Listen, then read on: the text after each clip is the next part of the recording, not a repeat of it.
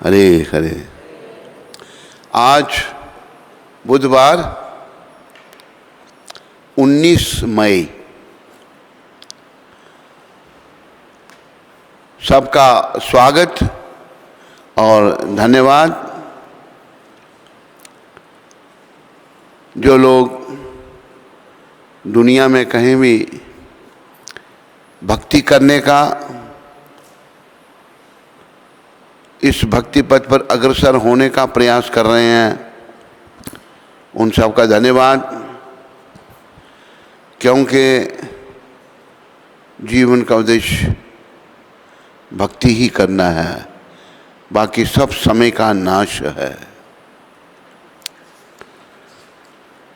तो श्रील प्रभुपाद शिक्षामृत आज झानु सप्तमी में है, कोई निकालना है उसके बारे में नहीं। श्रील प्रभुपाद शिक्षामृत लॉस एंजलिस 19 मई 1972 को ये गुरुदेव ने कहा था। वहां पर श्री कृष्ण आपके हृदय में हैं यदि आप ध्यान पूर्वक उनके विषय में सुनते रहेंगे।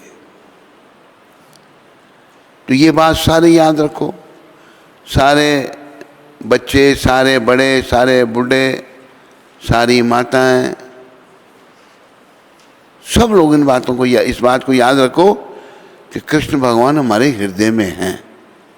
गीता में भी भगवान ने कहा, ईश्वरा सर्वभूतानां हृदयेशे अर्जुना तिष्ठति ब्रह्मयन् सर्वभूतानि यंत्र रूढ़ानि माया।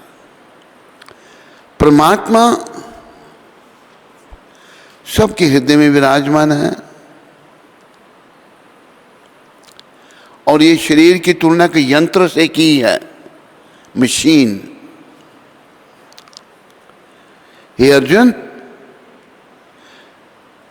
परमेश्वर प्रत्येक जीव के हृदय में स्थित है और भौतिक शक्ति से निर्मित यंत्र में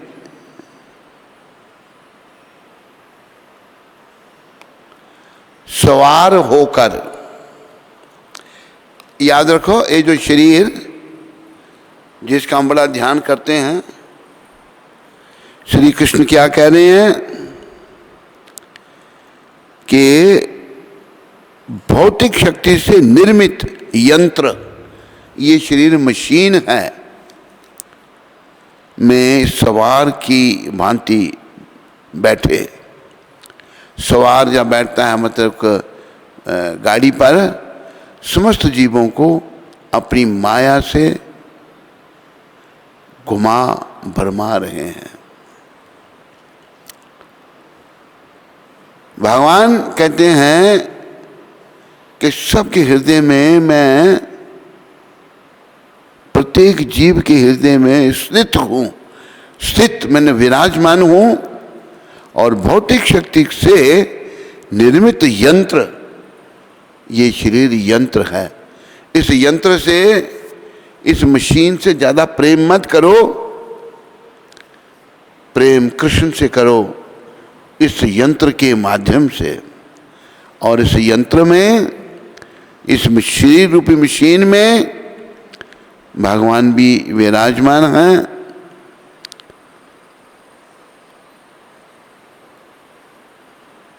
और जैसे सवार की भांति, किस मशीन में कोई सवार बैठा हुआ है, सवारी करने वाला, समस्त जीवों को अपनी माया से घुमा भरमा रहे हैं।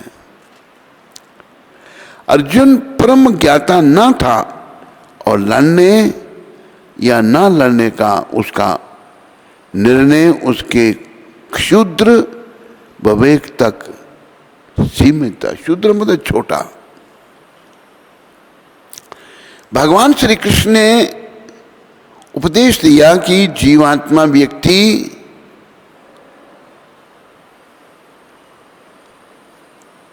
ही सर्वे सर्वा नहीं है। जो हमारे अंदर जीवात्मा, वही सब कुछ नहीं है। जिसको हम सब अज्ञानतापूर्वक समझते हैं, भगवान या स्वयं श्री कृष्ण अंतर्यामी परमात्मा रूप में हृदय में स्थित होकर जीव को निर्देश देते हैं। परमात्मा सबके हृदय में बैठे हुए हैं, आपके, मेरे, इसके, उसके निर्देश देते हैं। शरीर परिवर्तन होते ही जीव अपने विगत कर्मों को भूल जाता है, लेकिन परमात्मा जो भूत, वर्तमान तथा भविष्य का ज्ञाता है, उसके समस्त कार्यों का साक्षी रहता है। अतएव जीवों के सभी कार्यों का संचालन इसी परमात्मा द्वारा होता है। तो परमात्मा के द्वारा सारा संचालन है। जीव जितना योग्य होता है उतना ही पाता है, और उस भौतिक शरीर द्वारा वाहन किया जाता है, जो परमात्मा के निर्देश में भौतिक शक्ति द्वारा उत्पन्न किया जाता है। ज्यों ही जीव को किसी विशेष प्रकार के शरीर में स्थापित कर दिया जाता है, वह शारीरिक अवस्था के अंतर्गत कार्य करना प्रारंभ कर देता है। अत्यधिक तेज मोटर कार में बैठा व्यक्ति कम तेज कार में बैठे व्यक्ति से अधिक तेज जाता है। भले ही जीव अर्थात चालक एक ही क्यों ना हो, इसी प्रकार परमात्मा के आदेश से भौतिक प्रकृति एक विशेष प्रकार के जीव के लिए एक विशेष शरीर का निर्माण करती है, जिससे वह अपनी पूर्व इच्छाओं के अनुसार कर्म कर सके। बड़े विचारने की बात है। अभी इस शरीर में जो हम कर्म कर रहे हैं वो पूर्व जन्म के कर्मों के अनुसार, जैसे कहा ना, भौतिक प्रकृति एक विशेष प्रकार के जीव के लिए एक विशेष शरीर का निर्माण करती है।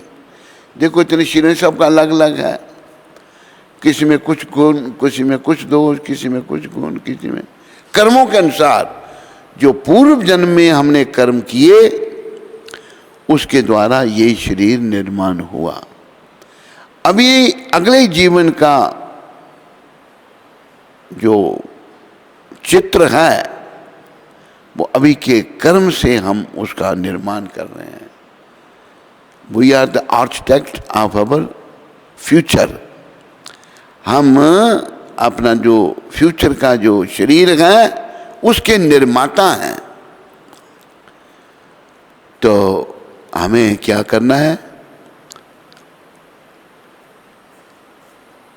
इसी प्रकार परमात्मा के आदेश से भौतिक प्रकृति एक विशेष प्रकार के जीव के लिए एक विशेष शरीर का निर्माण करती है, जिससे वह अपनी पूर्व इच्छाओं के अनुसार कर्म कर सके।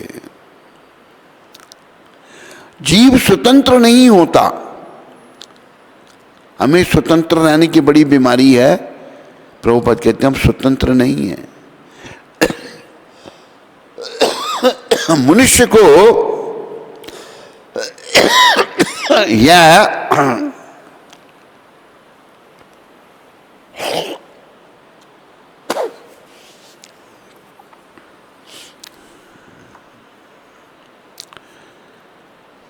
प्रभुपाद कह रहे हैं मनुष्य को यह नहीं सोचना चाहिए कि वह भगवान से स्वतंत्र है। हम ऐसा सोचते हैं ना, जब अशुद्धि है तो हम अपने आप को स्वतंत्र मानते हैं। व्यक्ति तो सदैव भगवान के नियंत्रण में रहता है, अतः उसका कर्तव्य है कि वह शरणागत हो। और अगले श्लोक का यही आदेश है। वो शरणागत हो।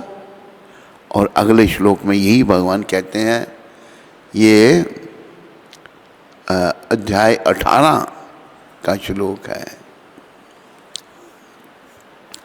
अगले श्लोक में भगवान कहते हैं, त्वमेव शरणम गच्छ सर्वभावेन भारता तत्प्रसादात् परम शांति स्थानम प्राप्यसि शाश्वतम।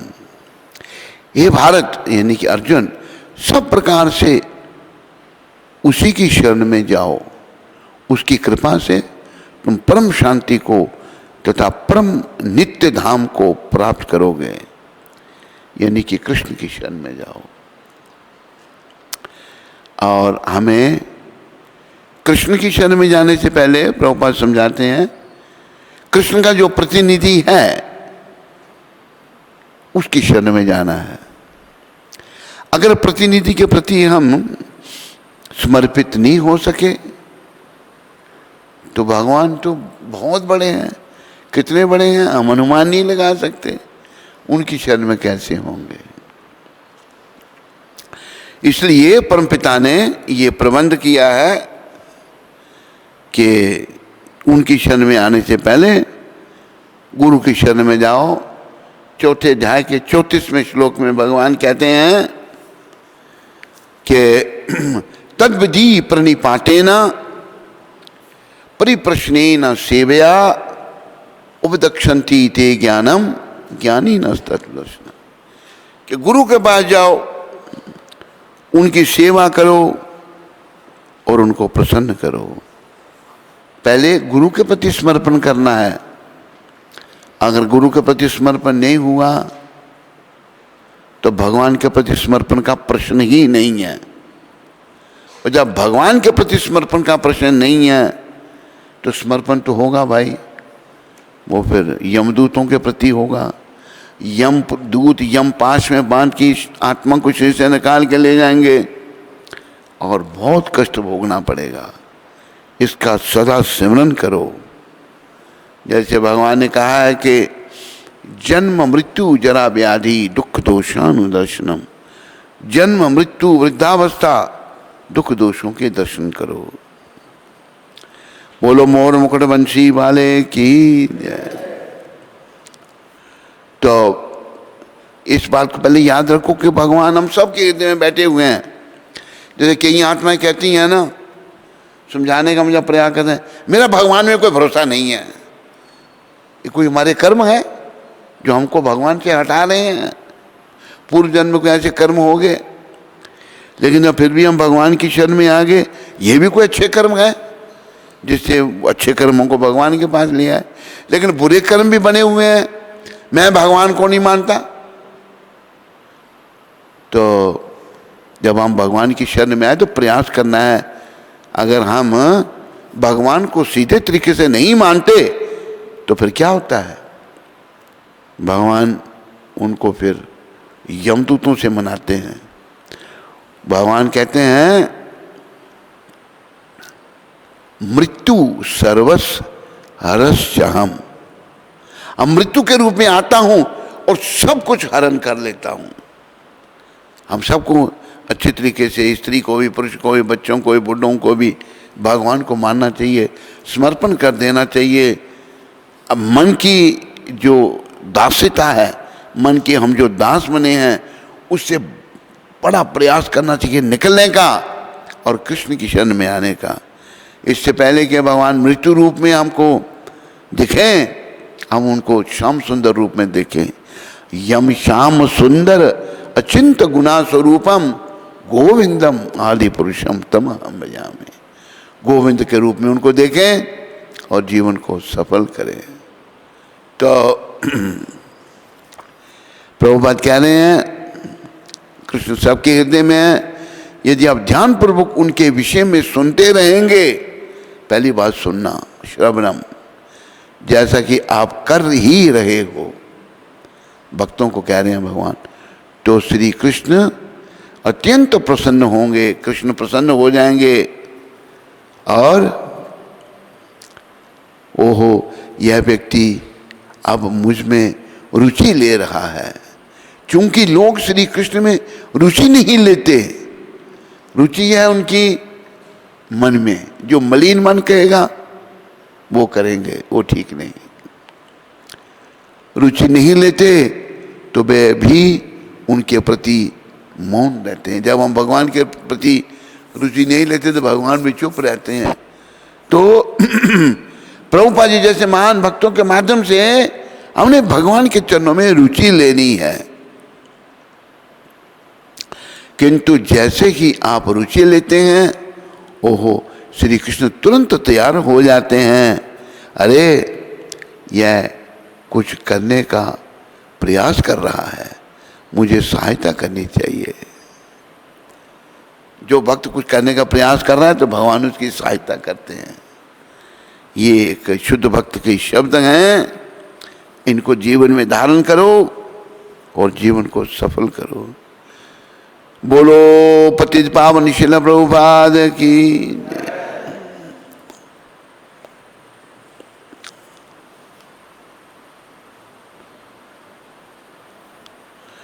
आज जानू सप्तमी भी है।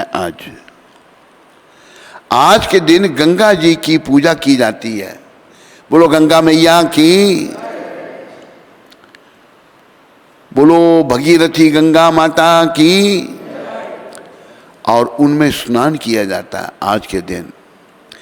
एक समय जानू ऋषि गायत्री मंत्र का जप कर रहे थे तो उनका आचमन पात्र गंगा नदी में गिर गया और वह बह गया, आचमन पात्र बह गया। जानू ऋषि ने अपना मुंह खोला और एक घूंट में पूरी गंगा नदी पी गए। इतने महान थे जानू ऋषि। बोलो जानू ऋषि जी महाराज की। सारी गंगा माता को पी गए। राजा भगीरथ सोचने लगे कि गंगा नदी कहाँ चली गई। तो उन्होंने अनुमान लगाया कि अवश्य ही जानू ऋषि गंगा को पी गए हैं।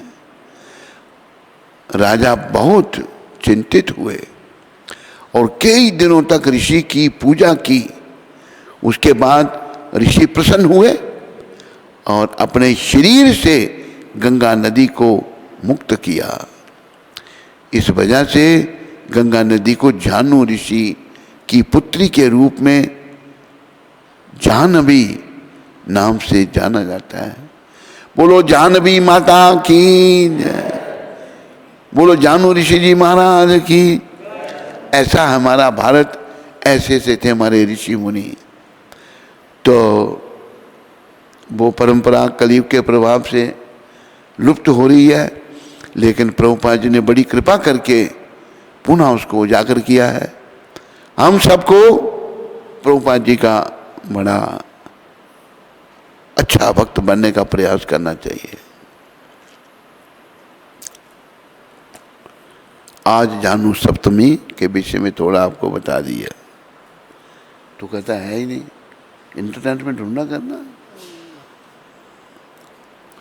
ये पढ़ लिया मैंने पूरा। तो बड़े प्रेम से सारे बोलो जय जय जय प्रभुपाद।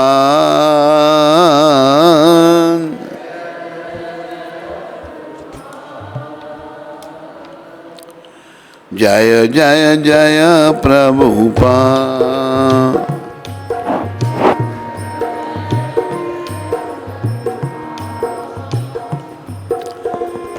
जय जय जय प्रभुपाद।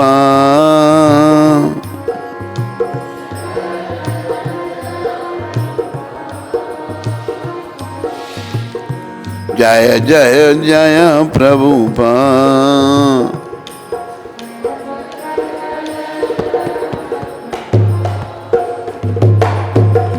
जय जय श्री कृष्ण चैतन्य नित्यानंद।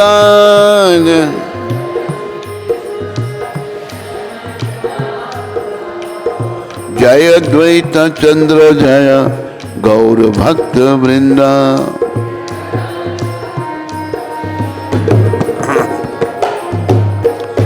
कृपा करी सबे मेली करहा करुणा।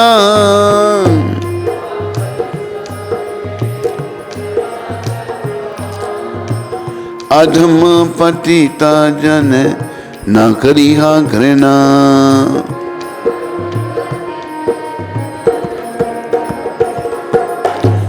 जय जय श्री कृष्ण चैतन्य नित्यानंदा।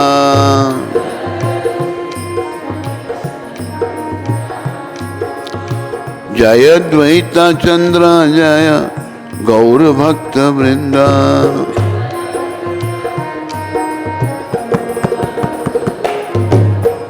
गौरंगा गौरंगा गौरंगा नित्यानंदा नित्यानंदा नित्यानंदा नित्यानंदा नित्यानंदा नित्यानंदा नित्यानंदा। बोलो अति दयालु परम कृपालु गौर निताय भगवान की जय। बोलो अद्वैताचार्य गदाधर श्रीवास ठाकुर की। बोलो समस्त गौर भक्त वृंद की जय। बोलो इन सब के देने वाले पतित पावन शिला प्रभुपाद की जय। आज प्रभुपाद कृपा से गौर निताय गौर पार्षदों की कृपा से गौर कथा का 51वां दिन है, 51 डे। तो हमारे अति दयालु कली पावन अवतार गौर भगवान जगन्नाथपुरी में ने से सनातन गोस्वामी की भेंट, ये बात तभी आ रही है। जगन्नाथपुरी में महाप्रभु भगवान जो हैं सनातन गोस्वामी को मिलते हैं।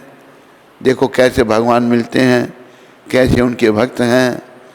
ये सब कथा, ये बातें सुनने से हमारे अंदर जो गंदगी है ना वो धीरे धीरे धुलेगी। बस शुद्ध भक्तों के बारे में सुनने से हम भी शुद्धि की ओर आगे बढ़ते हैं। श्रील सनातन गोस्वामी मथुरा से अकेले ही श्रीमद महाप्रभु से भेंट करने जगन्नाथपुरी आए। देखो कितना इन आत्माओं का भाव था। अकेले वृंदावन से जगन्नाथपुरी जा रहे हैं, कोई गाड़ी नहीं, कोई ट्रेन नहीं, पैदल। ये भाव की मूर्ति है सारी। गंदे जल में स्नान करने तथा झारखंड जंगल में यात्रा करते समय रास्ते में हर रोज पर्याप्त भोजन न मिलने के कारण भोजन भी नहीं मिलता था। और कैसे व्यक्ति थे ये, प्राइम मिनिस्टर का पद छोड़ा इन्होंने। धन कितना था कोई अनुमान नहीं लगा सकता। भोजन नहीं मिल रहा, नहाने को पानी साफ नहीं मिल रहा, लेकिन बेचारे सब कष्ट उठा रहे। तो भोजन नहीं मिलने से शरीर कैसे काम करेगा। लेकिन भगवान के लिए उनके सच्चे भक्त जैसे श्रील सनातन गोस्वामी हैं, कुछ भी करने के लिए तैयार हो जाएंगे। यही बात हमने अपने गुरु महाराज में भी देखी। कृष्ण चैतन्य महाप्रभु का प्रचार करने के लिए, उनकी भविष्यवाणी को सार्थक करने के लिए बेचारे कितने कष्ट उठाए। समुद्री जहाज में गए, हवाई जहाज का किराया नहीं था। समुद्री जहाज में गए और जहाज की जो मालिक जिसके उसके दफ्तर में जाके बैठे रहते थे बेचारे, मिलने नहीं देते थे उनको, घंटों बैठे रहना। सोचे जब जाएगी माता, वो माता थी सुमति मुराद, एक भाटिया माता थी जिसके समुद्री जहाज थे अपने। तो जब उठ के जाए तो कहते मैं आपसे बात करनी, अभी मैं जल्दी में फिर मिलना मेरे को। एक महापुरुष कितना कष्ट उठाते हैं। जैसे सनातन गोस्वामी भगवान को मिलने के लिए कष्ट उठा रहे हैं। रास्ते में कहाँ भोजन मिलेगा, कोई साथ भी नहीं है, भगवान पे भरोसा है। पानी कहाँ मिलेगा नहाने के लिए? पानी साफ नहीं, नहाने का नहीं कोई प्रबंध, खाने का कोई प्रबंध नहीं, लेकिन भगवान को मिलना है पुरी में जा कर के। ऐसे ही हमारे गुरु महाराज पतित पावन श्रील प्रभुपाद जा रहे हैं अमेरिका, क्योंकि उनके गुरुजी की इच्छा है कि विदेशों में प्रचार करना। अब ये बात मैं पहले भी दोहराता हूँ, फिर आज दोहराऊंगा, क्यों विदेशों में प्रचार करने के लिए कहा। आप सब इस बात का विचार करो, समझने का प्रयास करो। इसलिए कहा कि हम भारत के लोग विदेशियों की ओर आकर्षित हैं।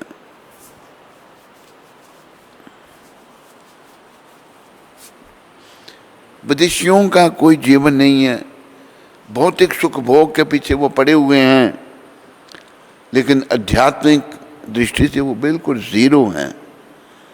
अगर कोई भौतिक मार्ग में बड़ी प्रगति कर लेता है, बड़ा पड़ जाता है, तो क्या उसके काम हाथ में आता है? अंत में उसकी भौतिक डिग्री, उसका धन, उसकी सुंदर पत्नी या परिवार, कुछ भी काम नहीं आता अंत में। तो गुरु महाराज ने अपनी पत्नी, परिवार, उनका भी था, सब छोड़ दिया और अपने गुरु के आगे में लग गए। गुरु महाराज ने 1922 में कहा था और 1965 में गए विदेश। उससे पहले उनके गुरु भाई जा चुके थे, लेकिन सभी असफल हो गए। कोई इंग्लैंड गया, कोई जर्मनी गया, सब ने हाथ खड़े कर दिए कि नहीं प्रचार कर सकते। तो फिर गुरु महाराज भी अपने गुरु आज्ञा पालन करने के लिए इंग्लैंड या जर्मनी या फ्रांस में नहीं गए। उनको प्रेरणा की परमात्मा जो उनके हृदय में बैठे, तो अमेरिका जाओ। अमेरिका गए, समुद्री जहाज में परीक्षा हो रही है, जहाज में कभी सफ़र नहीं किया है। समुद्री जहाज का सफ़र बड़ा बेकार है, 1 महीना तक सिवाय पानी के कुछ नहीं देखना।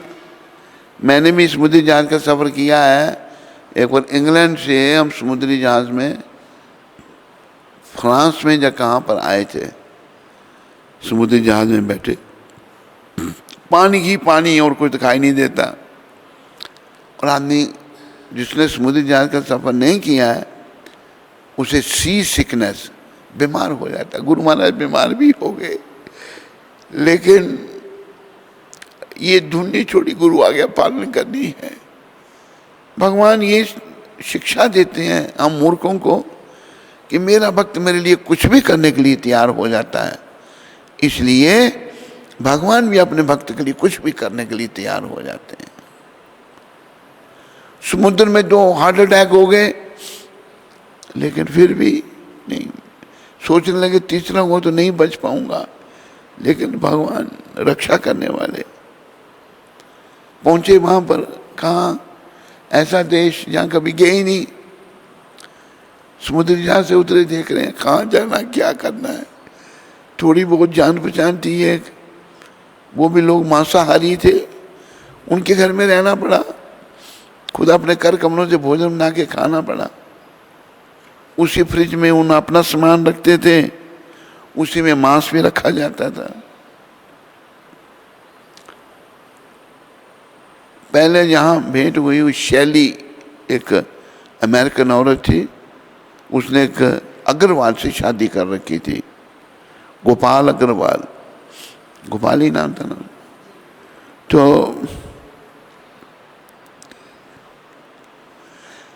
वो न्यू वृंदावन में आई थी, हमें भी वहाँ जाने का मौका मिला। वो बता रही, कहती आए हमारे घर में रहे स्वामी जी, मुझे नहीं लगता था कि इतना बड़ा आंदोलन खड़ा कर देंगे ये व्यक्ति, कि उसने, और उसने स्टेटमेंट दिया था न्यू वृंदावन में, इतना बड़ा आंदोलन। वो बता रही है लोगों को कि हमारे घर में रहे, उनका बेटा था, उसको प्रभुपाद खिलाते थे बेचारे। तो बहुत ही कष्ट भगवान के भक्त भगवान के लिए उठाते हैं। हम थोड़ा सा कष्ट उठाने के लिए भी तैयार नहीं होते। अरे ये नश्वर शरीर किसी काम का नहीं है।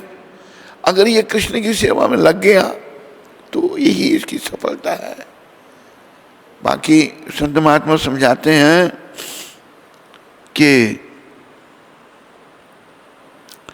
जन्म हीरा तुझे जो मिला है ये गंवाने के काबिल नहीं है, तेरा हर सांस अनमोल मोती ये लुटाने के काबिल नहीं है। पर वो कहता है भाई तुम ये जो तेरा शरीर है,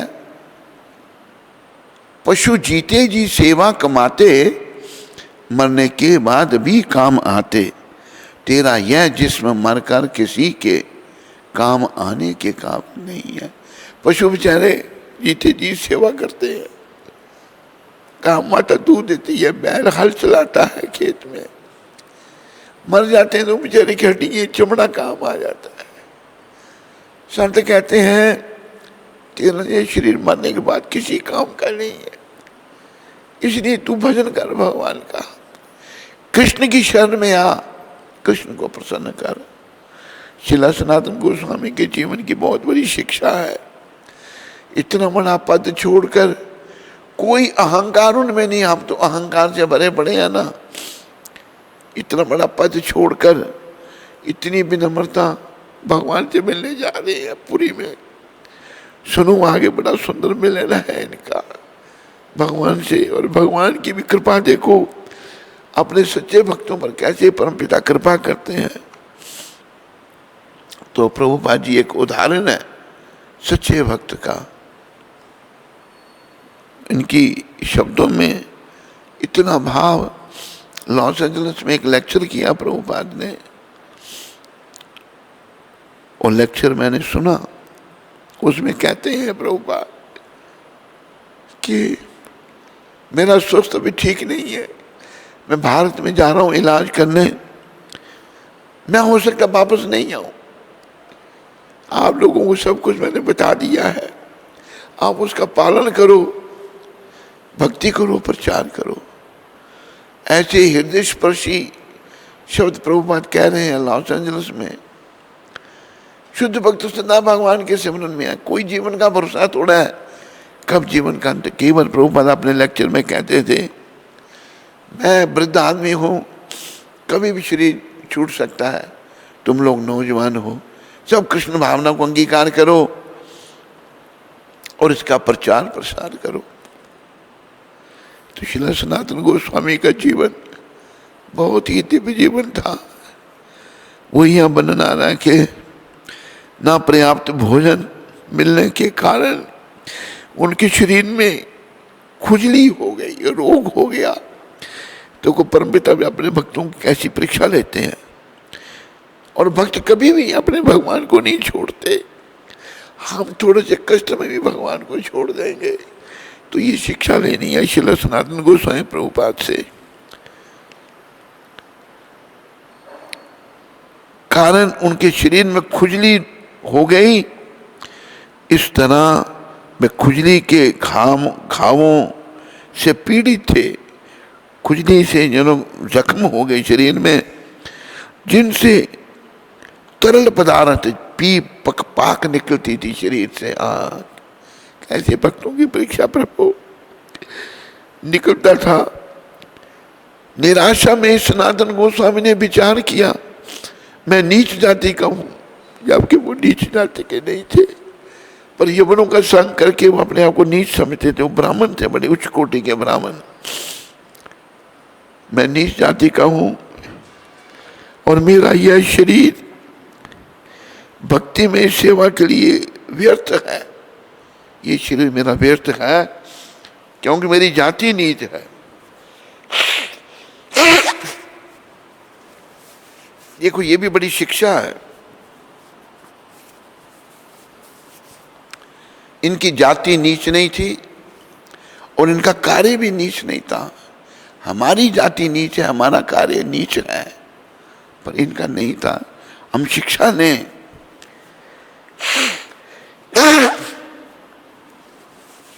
इतने महान भक्तों के जीवन से कि हम समझे इस बात को। हम में अहंकार भरा पड़ा है, हम अपने आप को बड़ा महान समझते हैं और घमंड में सदा घूमते रहते हैं। ये अच्छा नहीं। देखो सनातन गोस्वामी क्या कह रहे हैं। उन्होंने क्या सोचा मन में, मैं नीच जाति का हूं, मेरा यह शरीर भक्तिमय सेवा के लिए व्यर्थ है कि भगवान की सेवा तो मैं नहीं व्यर्थ हूं, नहीं कर सकता। जब मैं जगन्नाथपुरी जाऊंगा तो मैं ना तो जगन्नाथ जी के दर्शन कर सकूंगा, ना ही श्रीमन महाप्रभु का, ना जगन्नाथ जी के उनके दर्शन कैसे करूंगा, मेरा शरीर बेकार है। सर्वदा दर्शन कर पाऊंगा।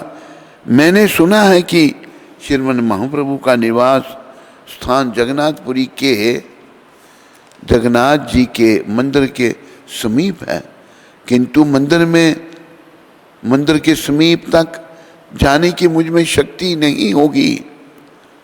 सामान्यतः भगवान जगन्नाथ के सेवक अपना अपना कार्य करने के लिए इधर उधर घूमते फिरते हैं, किंतु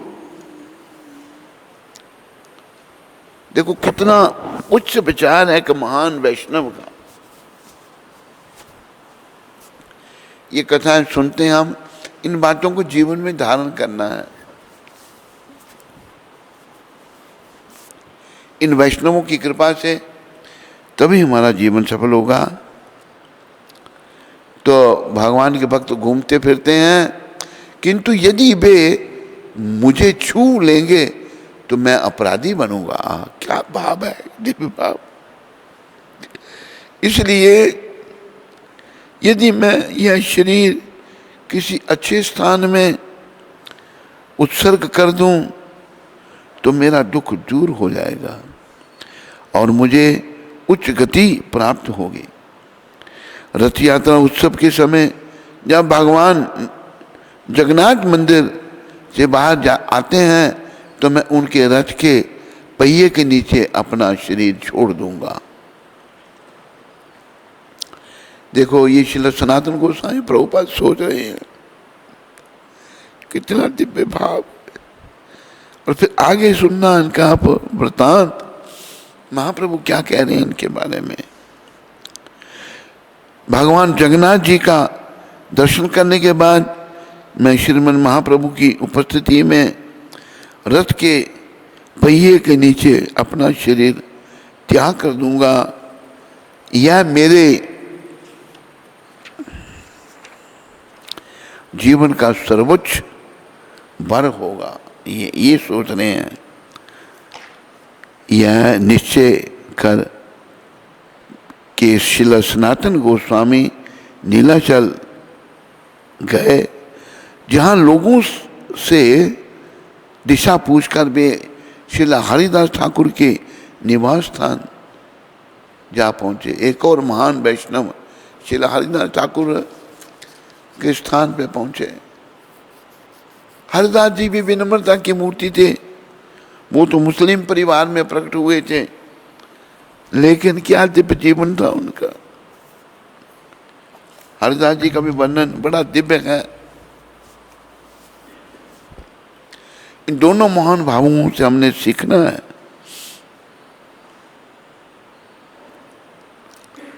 वे कुछ काल तक श्रील हरिदास ठाकुर के संरक्षण में रुके रहे।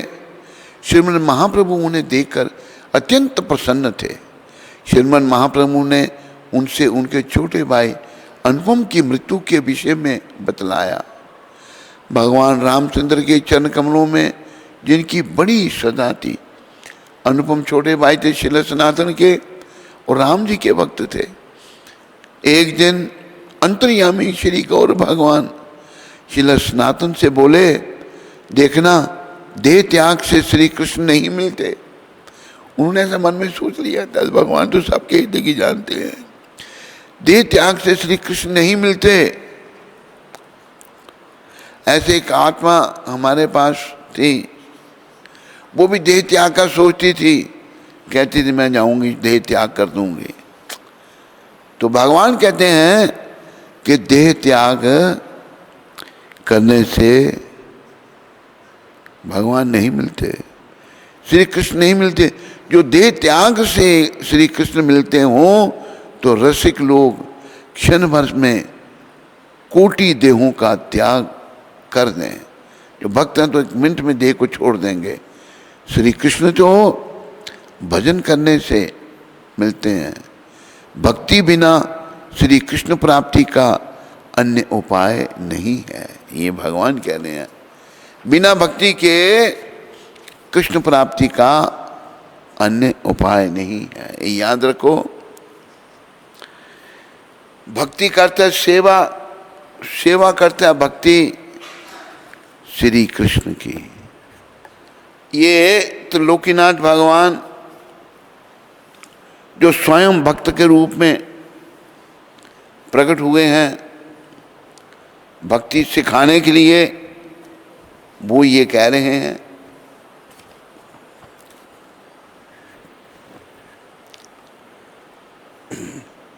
देह त्यागी, देह त्याग आदि ये सब तामसिक धर्म है। तमो रजो धर्म से श्री कृष्ण का मर्म नहीं जाना जा सकता। हम सब तमोगुण और रजोगुण में हैं। भक्ति बिना श्री कृष्ण में प्रेमोदय नहीं होता। भक्ति से ही श्री कृष्ण के चरणों में प्रेम उदय होगा, और प्रेम बिना श्री कृष्ण नहीं मिलते, याद रखो। भक्ति से श्री कृष्ण के चरणों में प्रेम होगा, और बिना प्रेम के भगवान नहीं मिलते। बोलो श्री कृष्ण प्रेम की। यह कहकर श्री गौर हरि ने श्रीमद् भागवत का एक श्लोक पढ़ा, जिसका अर्थ यह है। श्री कृष्णचंद्र उद्धव से कहते हैं, हे उद्धव, सांख्य योग, वेदाध्ययन, तपस्या एवं संन्यास से मैं ऐसा वशीभूत नहीं हो सकता जैसा मैं अपनी दृढ़ भक्ति से हो जाता हूं। दृढ़ भक्ति कोई भी कर सकता है भाई, सन्यासी भी कर सकता है, गृहस्थी भी, स्त्री भी, पुरुष भी, गोरा भी, काला भी, ऊंच भी, नीच भी, ब्राह्मण, क्षत्रिय, वैश्य, सब कर सकते हैं। ये भगवान कह रहे हैं। भागवत में ये भगवान वेद व्यास ने लिखा है, वेदा अध्ययन, तपस्या एवं संन्यास से मैं ऐसा वशीभूत नहीं हो सकता जैसा मैं अपनी दृढ़ भक्ति से हो जाता हूं। तो ये एक बड़ी जरूरी बात है।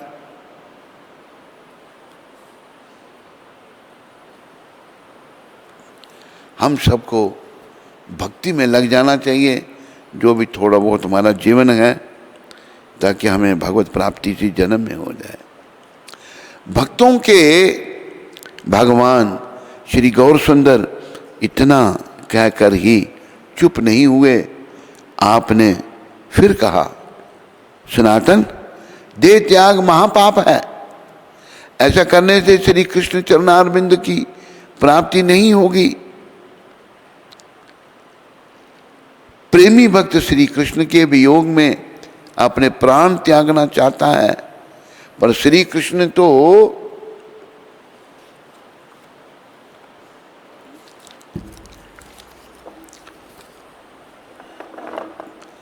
प्रेम से ही मिलेंगे।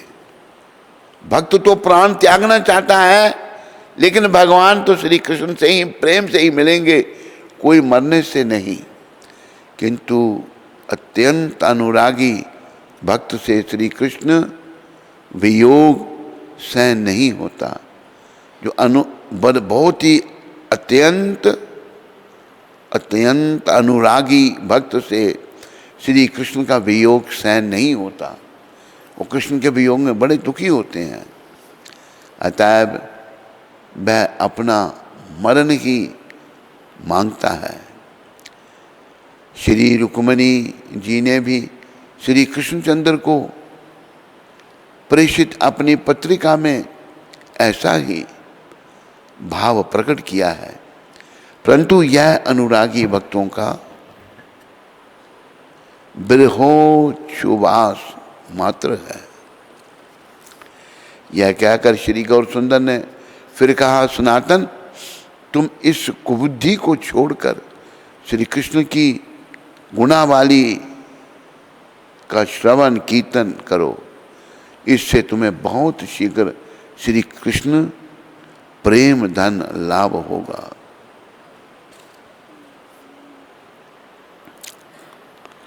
तुम जो अपने को नीच जाति दीनहीन समझते हुए श्री कृष्ण प्राप्ति के लिए अयोग्य मानते हो, यह तुम्हारी बड़ी भारी भूल है। श्री कृष्ण की दया नीच और अधमों पर भी विशेष होती है। ये भगवान कह रहे हैं, जो श्री कृष्ण की दया है वो जो नीच लोग हैं, जो अधम हैं, उन पर तो ज़्यादा करते हैं भगवान अपनी दया। ये देखो, ध्यान रखो इस बात को। ये बातें बड़ी विचारने की गौर भगवान हम कलयुग के लोगों के लिए कह रहे हैं। हम कलयुग के लोगों को इन बातों का ध्यान रखना है, क्योंकि ये अभिमान रहित होते हैं। नीच लोग हैं, उन बेचारों में अभिमान नहीं है, विनम्र हैं, वो सेवा भाव में लगे रहते हैं, उनमें ये भावना ज़्यादा होती है, विनम्रता होती है उनमें, क्योंकि ये अभिमान रहित होते हैं। और कुलीन पंडित धनी, जो कुलीन पंडित है, बड़ा साफ सुथरा रहने वाला पंडित, जो अपने अभिमान में चूर रहते हैं, पंडित चूर रहते हैं अपने अभिमान में। श्री भगवान अभिमानियों से सैकड़ों कोस दूर रहते हैं। ये भी भगवान गौर हरि कह रहे हैं। जो अभिमानी है, चाहे कोई है, मैं हूँ, आप हैं, ये है, वो है, स्त्री है, पुरुष है, भगवान कोसों दूर रहते हैं उनसे। एक कथा मुझे जो प्रभुपाद सुनाते थे याद आई, मैं आपको सुना दूं।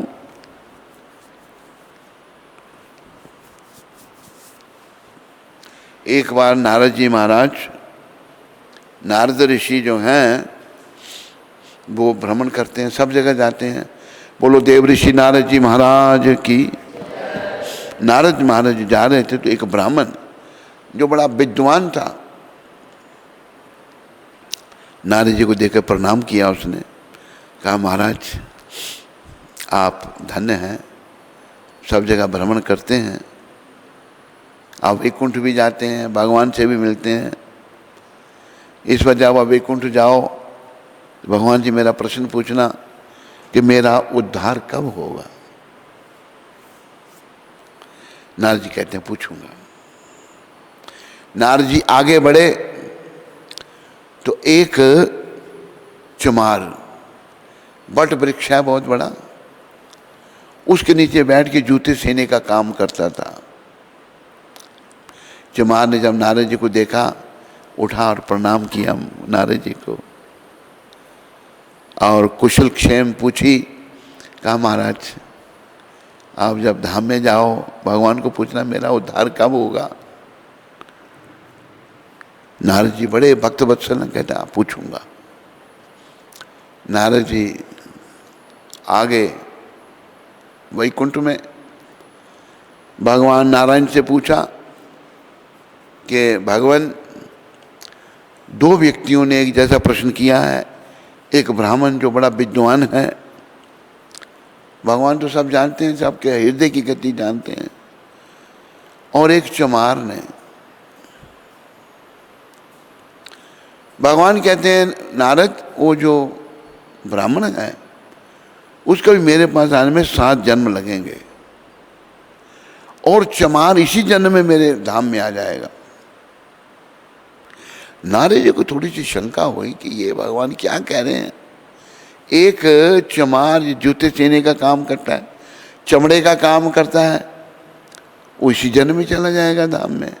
और एक इतना विद्वान ब्राह्मण, उसको 7 जन्म लगेंगे। मन में शंका हो गई। भगवान ने कहा नारद, तेरे मन में शंका हुई है ना, जाओ तुम्हारी शंका का यही लोग समाधान करेंगे। कहते कैसे? जब तुम जाओ तेरे को पूछेगा ब्राह्मण, भाई आप गए वैकुंठ गए थे, भगवान क्या कर रहे थे, तो आप कहना कि भगवान की एक बड़ी अद्भुत लीला हो रही थी। क्या अद्भुत लीला थी? भगवान सुई की छेद में से हाथी को गुजार रहे थे, कभी इधर से इधर, इधर से इधर। तो आपके प्रश्न का उत्तर मिल जाएगा। अच्छा, नारद जी आए उस ब्राह्मण के पास, उसने प्रणाम किया। महाराज आप वैकुंठ गए थे? कहना गया था। भगवान क्या कर रहे थे? कि एक बड़ी अद्भुत लीला हो रही थी। कहते क्या? कि सुई के छेद में से भगवान एक हाथी को कभी इधर से इधर, इधर से इधर गुजार रहे थे। वो ब्राह्मण कहता है ये कैसे हो सकता है, मैं बात मानने के लिए तैयार नहीं। नारद जी जड़ समझ गए, इसकी भगवान के चरणों में श्रद्धा नहीं है, इसका पुस्तकों का ज्ञान है, ये नहीं मानता भगवान। तो मतलब तेरे 7 जन्म लगेंगे। उसको ब्राह्मण को और क्रोध आ गया। अहंकार था ना उसमें, ब्राह्मण तो था पर अहंकार ही था। अहंकार बेकार है, याद रखो। किसी में भी है उसको निकालने का प्रयास करो। वैसे हम सब के अंदर भरा हुआ है अहंकार। विनम्र बनो, विनम्र बनोगे तो भक्ति में आगे बढ़ोगे। नारद जी आए चमार के पास, चमार खड़ा हो गया, प्रणाम किया। कहा महाराज अब वैकुंठ गए थे? कहना गया था। कि भगवान क्या कर रहे थे? क्योंकि बड़ी एक अद्भुत लीला हो रही थी। कहते क्या? भगवान सुई के छेद में से हाथी को गुजार रहे थे। जब ये कहा तो चमार रोने लग पड़ा, उसकी आंखों से आंसू बहने लगे। नारद जी उसको देखकर चकित, कहते भाई तुम मानते हो उस बात को? कहते हाँ, क्यों नहीं मानता? कहते तूने देखा तो है नहीं? कहते प्रभु नारद जी महाराज देखो ये बट वृक्ष है, इतना बड़ा वृक्ष है, इसमें कितने फल लगे हैं। छोटे छोटे फल में छोटे छोटे बीज हैं, खसखस जितना बीज। खसखस जो होता है छोटा सा बीज होता है उसमें। कि मेरे भगवान ने उस छोटे से बीज में इतना बड़ा पेड़ छुपा के रखा है, तो मेरे भगवान क्या नहीं कर सकते? उस सुई के छेद में से हाथी को क्यों नहीं गुजार सकते? नारद जी ने कहा इसकी श्रद्धा भगवान के चरणों में है। नारद जी कहते हैं भाई तेरे लिए भगवान ने कहा तो इसी जन्म में उनकी प्राप्ति करेगा। भावुक होकर रोने लग पड़ा वो। तो देखो हमारे अंदर जो अभिमान घुसा है ना, किसी भी तरीके से घुस गया है और घुसा है। अभिमान तो पहले इसलिए घुसता है, हम जब इस शरीर के सुखों को भोगने का प्रयास करते हैं। पुरुष स्त्री के पीछे भागता है, स्त्री पुरुष के पीछे भागती है, और मिलन होता है, कई समस्याएं खड़ी हो जाती हैं, कई बीमारियां आ जाती हैं। मूर्ख जीव ना स्त्री ना पुरुष समझते हैं इस बात को कि इससे हम सुखी नहीं हो सकते। अपना समय वो ऐसे ही व्यर्थ कर देते हैं। तो भगवान सनातन जी को शिक्षा दे रहे हैं। श्री भगवान अभिमानियों से सैकड़ों कोस दूर रहते हैं, याद रखो। भगवत प्राप्ति करनी, पहली बात विनम्र बनना बड़ा जरूरी है। हमने भक्ति राज्य में प्रवेश करना है, याद रखो। भक्ति राज्य में प्रवेश करने के लिए झुक के जाना पड़ेगा, विनम्र बनना पड़ेगा। अहंकार को बनाए रखने से भक्ति राज्य में हमारा प्रवेश नहीं हो सकता, और बिना भक्ति के भगवान नहीं मिलते। ये याद रखो सारे इस बात को। गीता में भी भगवान ने कहा 18वें अध्याय में, भक्त्या माम अभिजानाति यावंचास्मि तत्वता ततो माम तत्वतो ज्ञत्वा विशते तदनंतरम। मैं जैसा हूं भक्ति के द्वारा जाना जा सकता हूं। भगवान ने पहले ज्ञान योग, ध्यान योग, राय योग, हठ योग, संख योग बताए, जरूर गीता में वर्णन किया, लेकिन कहा कि मैं तो बस भक्ति के द्वारा जाना जा सकता हूं भाई।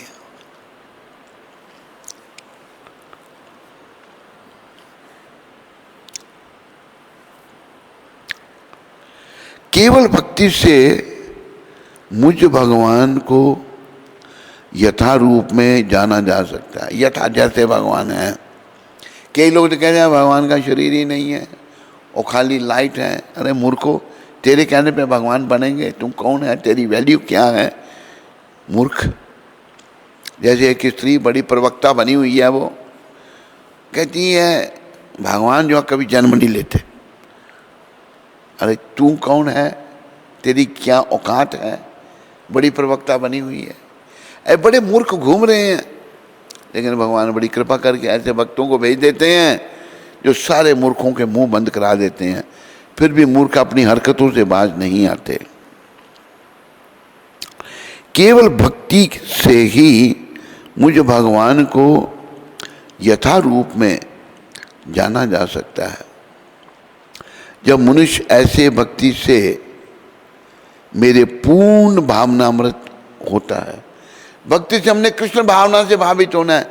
अरे मेरी भावना दूषित है, मेरा मन इधर जा रहा है, उधर जा रहा है, भटक रहा है, लेकिन भक्ति करने से बस कृष्ण ही कृष्ण, बोलो कृष्ण, भजो कृष्ण, गाओ कृष्ण नाम, कृष्ण माता, कृष्ण पिता, कृष्ण धन, बस कृष्ण के सिवा और कुछ नहीं। कृष्ण सर्वत्र कृष्ण। वो भक्त जाता हर जगह कृष्ण को देखता है। जब वो पूर्ण भावनामृत भक्ति से मेरे पूर्ण भावनामृत होता है तो मैं वैकुंठ जगत में प्रवेश कर सकता है, वो वैकुंठ जगत में जा सकता है। आगे बड़ा सुंदर प्रभुपाद ने कहा, पर समय ज़्यादा नहीं है, बड़ा लंबा है। तो कृष्ण भावना से भावित होना हमने, और अभिमान का त्याग। भक्ति से अभिमान घटेगा, सेवा से अभिमान घटेगा। प्रभुपाद ये भी कहते थे, जो नए भक्त आते हैं मंदिर में, उनको टॉयलेट साफ कराने में लगाओ। अंदर बड़ी गंदगी है, भगवान के जो बर्तन हैं उनको साफ करो माताएं। जैसे चांदी के बर्तन तो सिल्वर पॉलिश से, अगर कांसे के हैं तो उसकी पॉलिश है, और पीतल के उनकी पॉलिश से बर्तन को चमकाओ। भगवान के जो बर्तन हैं जो उनकी सेवा में लगते हैं।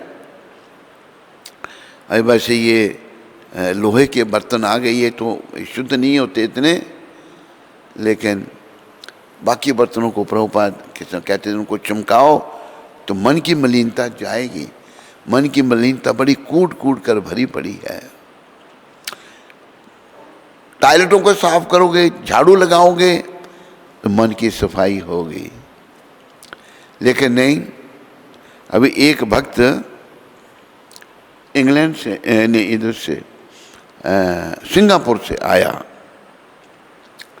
हमको दिल्ली में भेंट हुई, उससे आया यहाँ पर आया। जब तो क्या देखा, वो किसी को बताए बिना किचन में चला जाए और बर्तनों को धोना शुरू कर दे। वहाँ पर बड़ी पोस्ट उसकी, बस यही करता था, बर्तन धोता था। तो बर्तनों को देखो, यहाँ बर्तन धोने के लिए भक्त नहीं मिलते, इतनी माताएं हैं, बर्तन नहीं धोती। थोड़ा काम किए कमरे में घुस गए जाकर, नहीं ऐसा मत करो। ये शरीर भाई क्या है, इसका पालन कर रहे हो, इसके द्वारा सेवा करो। तन पवित्र सेवा किए, धन पवित्र किए दान, मन पवित्र हरि भजन सो हो तो त्रिविधि कल्याण। कमरे में घुस रहे हैं, नहीं, ये शरीर भाई किसी काम नहीं आने वाला, इसके द्वारा सेवा करो।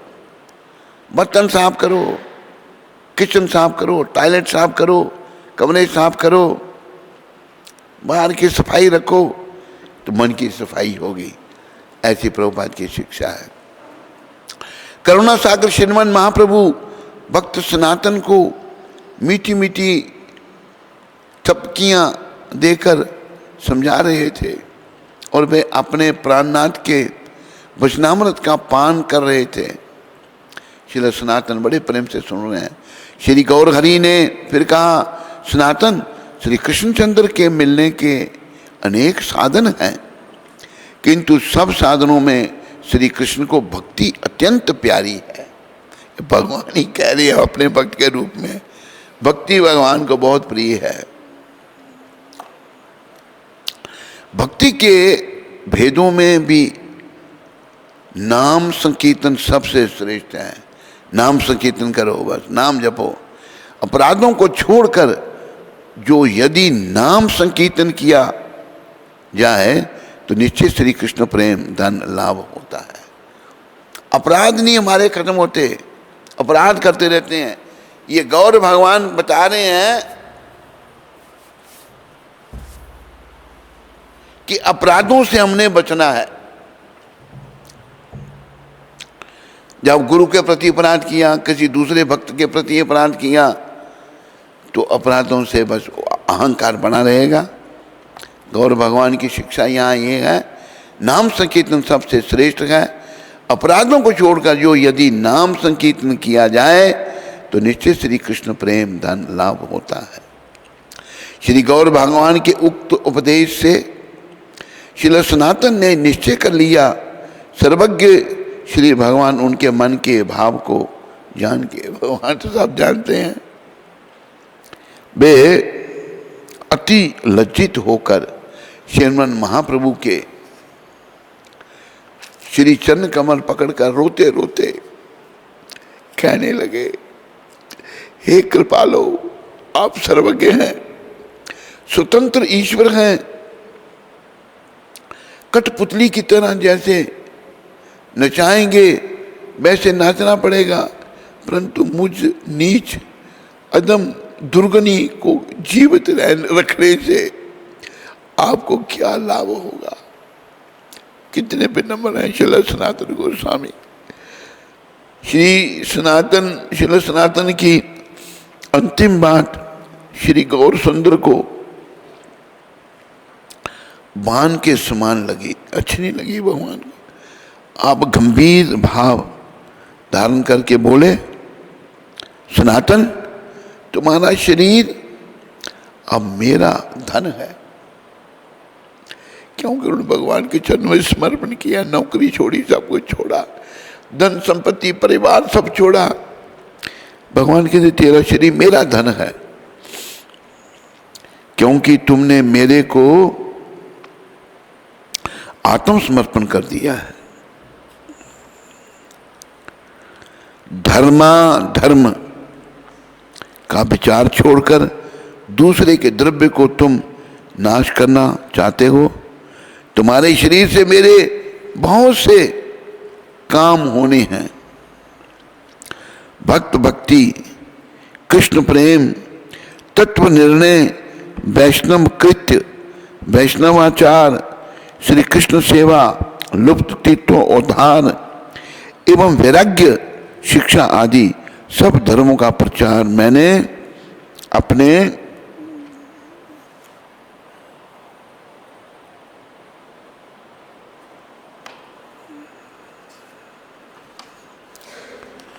प्रिय श्री ब्रजधाम में इस तुम्हारे शरीर से ही करवाना है।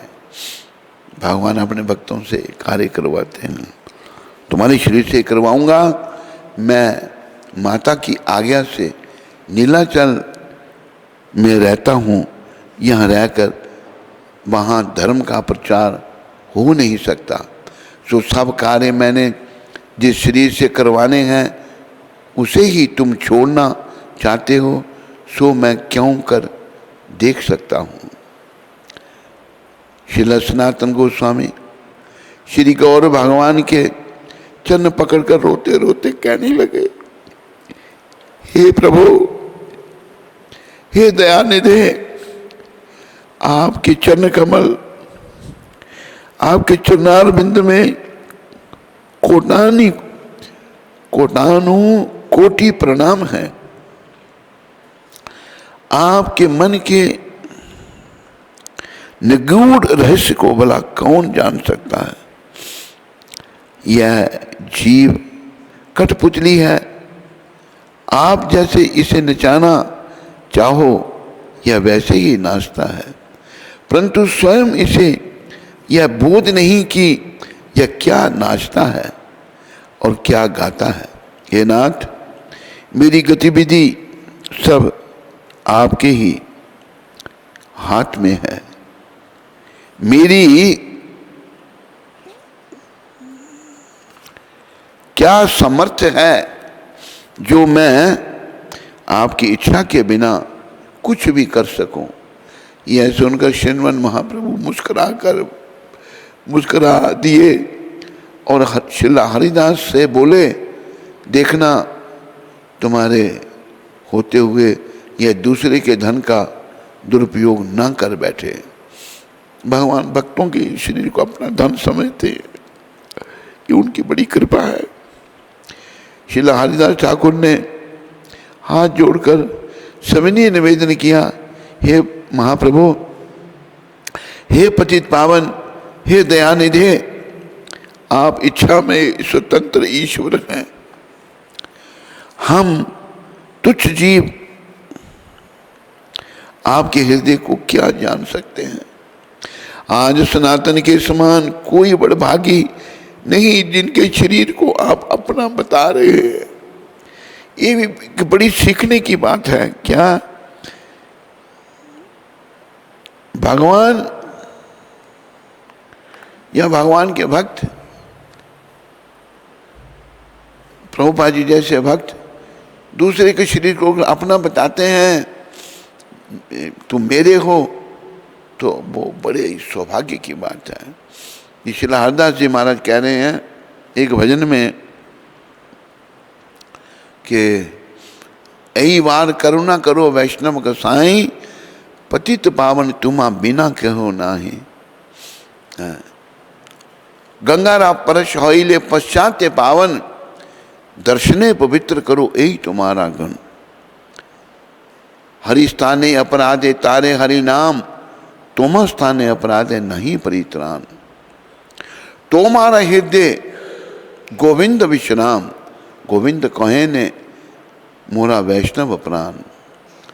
प्रति जन्मे करी आशा चरणेरा धूली, नरोत्तम करो दया अपना राबली।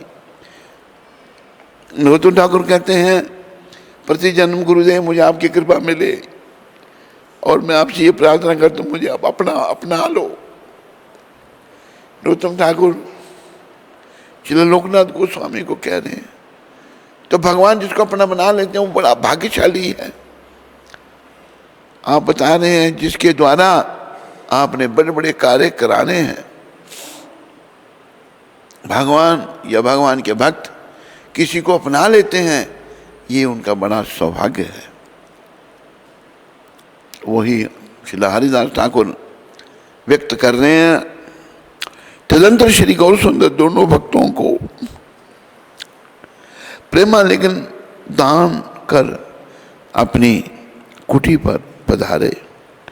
महाप्रभु के चले जाने पर श्री हरदास ठाकुर ने श्री सनातन से कहा, आप धन्य हैं।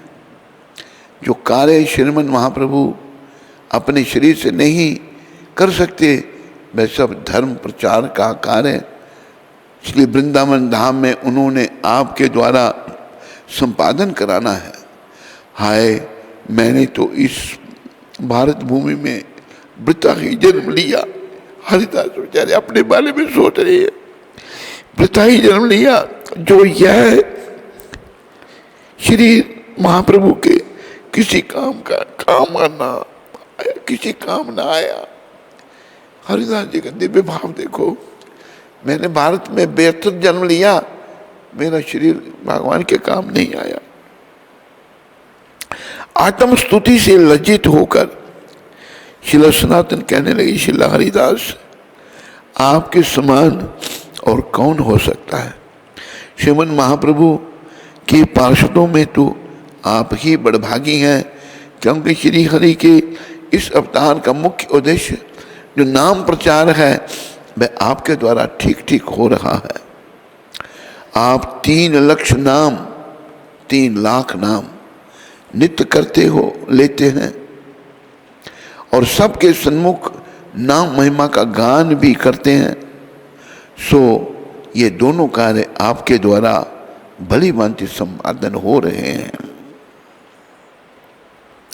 नहीं तो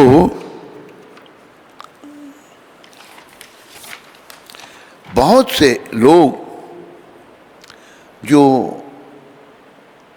सधर्म का आचरण करते हैं, प्रचार नहीं करते, प्रचार नहीं कर सकते, और जो प्रचार करते हैं वह आचरण नहीं कर सकते।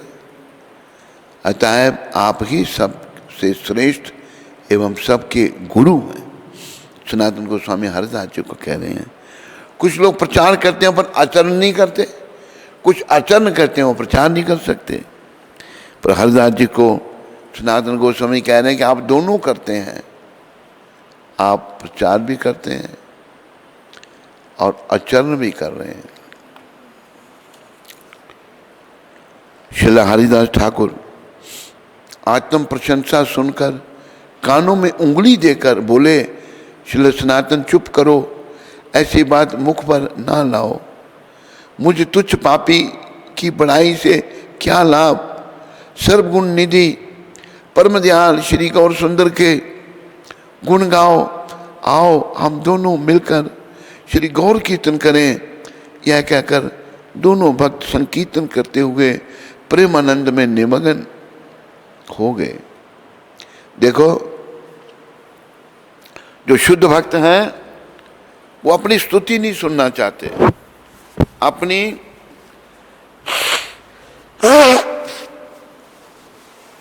सराहना नहीं सुनना चाहते, जैसे यहां श्रीला हरिदास ठाकुर कह रहे हैं। श्रीला हरिदास कह रहे हैं, मुंह बंद कर रहे हैं उनका, सनातन गोस्वामी का।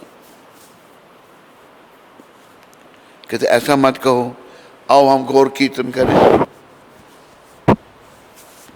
विचार करो, श्रीला हरिदास ठाकुर कितने विनम्र हैं।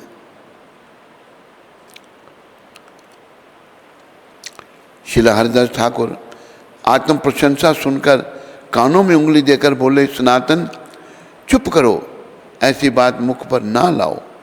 मुझे तुच्छ पापी की बड़ाई से क्या लाभ। सर्वगुण निधि परम दयाल श्री गौर सुंदर के गुण गाओ। आओ हम दोनों मिलकर श्री गौर कीर्तन करें। यह कहकर दोनों भक्त संकीर्तन करते हुए प्रेमानंद में निमग्न हो गए। श्रील सनातन ने देह त्याग के संकल्प को सदा के लिए मन से निकाल दिया। रथ यात्रा उत्सव शेष होने पर भक्त वत्सल श्री गौर भगवान ने एक एक करके, भगवान इतने भक्त वत्सल हैं, सारे भक्तों को वो गले लगाते हैं एक एक करके।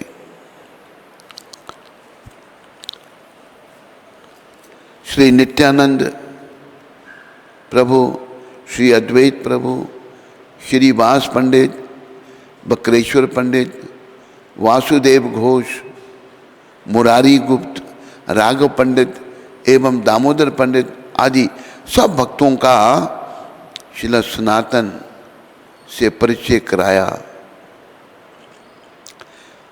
सनातन भी आए हैं तो सबका परिचय भगवान करा रहे हैं इनसे।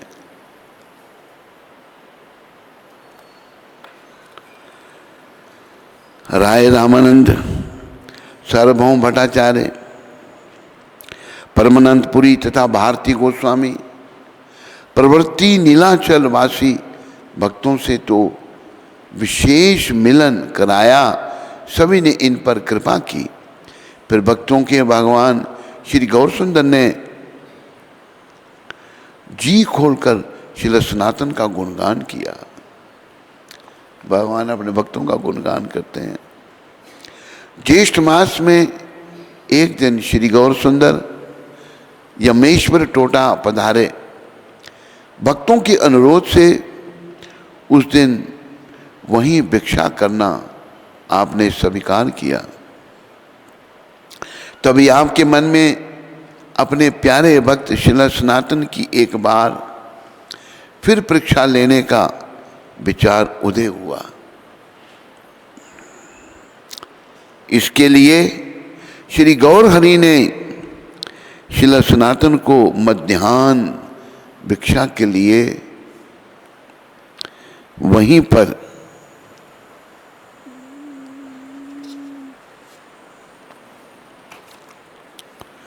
आने का आदेश दिया। ज्येष्ठ की धूप कितनी प्रखर होती है। अभी ये जो समय चल रहा है, अभी इसके बाद है, ये बैसाख चल रहा है ना, अभी बैसाख मास है, इसके बाद ज्येष्ठ मास। यह बताने की आवश्यकता नहीं, श्री गौर हरि यमेश्वर में विराजमान हैं।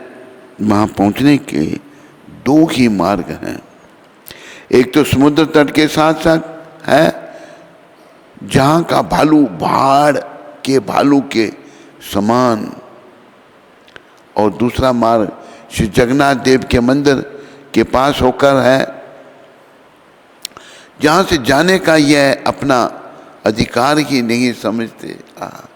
सनातन गोस्वामी, और जो भालू से मतलब रेत के ऊपर से जो चल के जाना है, पाँव को जलाने वाली बात है, इतनी गर्म रेत होती है। तो श्रील सनातन अपना अधिकार नहीं समझते, जो रास्ता आसान है, क्योंकि वो जगन्नाथ मंदिर के पास से होते हुए जाता है। वो कहते हैं मैं तो नीच हूँ, वहाँ से नहीं आना चाहते थे वो। यद्यपि श्रील सनातन कहीं भिक्षा करने नहीं जाते, किंतु आज श्री भगवान की आज्ञा है, तब उसका उल्लंघन भी कैसे कर सकते हैं। अपने प्रीतम का ध्यान करते हुए ये उत्तप्त भालू का पर से दौड़ते दौड़ते यथा समय यमेश्वर पहुंच गए। उस गर्म रेत के ऊपर से दौड़ते हुए चलते हुए गए और वहाँ पहुँचे जहाँ भगवान ने उनको बुलाया था। तब तो भालुका पर चलने से इनके पैरों में फफोले पड़ गए, पैर जल गए पैर। परंतु उस और श्रील सनातन का किंचित मात्र भी ध्यान नहीं है। पाँव में फफोले पड़ गए, लेकिन उनका कोई ध्यान नहीं है उस तरफ। ये तो अपने प्यारे श्री गौर सुंदर की धुन में मस्त थे। भिक्षा करके श्रीमन महाप्रभु विश्राम कर रहे थे, उसी समय ये हाँफते हाँफते आ पहुंचे। दौड़ कर आए, भगवान ने बुलाया है, हाफ रहे हैं, गर्मी है, पाँव में फफोले पड़ गए। पहुंचे जब गोविंद ने श्री गौर हरि का उचिष्ट पात्र, उनका भगवान का भोग लगाया हुआ श्रील सनातन को दिया। यह महाप्रभु का अधरामृत प्रसाद पाकर परमानंदित हो गए। प्रसाद पाकर बड़े खुश हुए। फिर इन्होंने भक्त वत्सल श्री गौर भगवान के पास जाकर दंडवत प्रणाम किया। अंतर्यामी श्रीमन महाप्रभु ने पूछा, सनातन किस मार्ग से आए? इन्होंने नम्रतापूर्वक धीरे से कहा, हे प्रभु, मैं तो समुद्र के तट से ही आया हूँ। सर्वे के महाप्रभु ने फिर कहा, हाय हाय, यह तुमने क्या किया? उस मार्ग से तो तुम्हारा पैर जल गए होंगे, भगवान सब जानते हैं। श्रील सनातन ने हाथ जोड़कर निवेदन किया, हे नाथ, मेरे को कुछ दुख नहीं, पैरों में भी मुझे कुछ कष्ट नहीं। देखो भगवान से प्रेम, शरीर का कष्ट कोई उनको भास नहीं रहा, प्रतीत होता। मैं नीच जाति, अछूत, सिंह द्वार पर जाने का अधिकार नहीं। वहाँ पर श्री जगन्नाथ देव के सेवक निरंतर आते जाते रहते हैं, उनसे स्पर्श होने में सर्वनाश है। इसी भय से मैं कभी उधर से नहीं जाता।